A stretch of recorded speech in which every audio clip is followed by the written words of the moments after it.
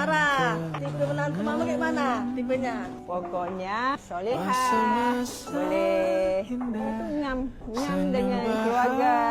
Nyam tuh maksudnya cocok. Boleh Oke, orang-orang yang sombong kali ini lah. Terus? Ah. Tipe fisik mah nggak ada? Itu terpulang kepada si Boboy. Oh. Ada nama boboy pula. Dari mana?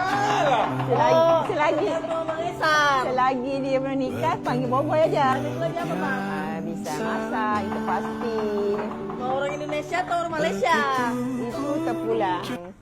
Mama open aja. Oh terserah. Terserah pada si Boboy. Kita jodoh kita tak tahu Oke, kan. Mama. Soal jodoh kita Oke, tak tahu. kita Pulang. gunting batu kertas. Kalau menang Aisyah sama orang Indonesia, kalau Mama menang sama orang Malaysia. Ayo. Mana boleh macam tu, kita tak Ayo. tahu. Itu Allah punya kuasa. Tak apa, kita coba aja dulu. Allah punya kuasa. Coba. Ha, okay, gunting batu kertas. Orang Indonesia. Jauh lah mama dari terserah itu Allah, ketentuan Allah aja. Kita doa yang terbaik aja. Indonesia kita mah, Indonesia kita. Emang bang inisialnya siapa? Inisialnya? Inisial namanya? Apa dia? Sudah ada calonnya. Udah dilamar nih kan bu? Udah, kan Aisyah ada bagi kita Mama kemarin. Jangan dibilang.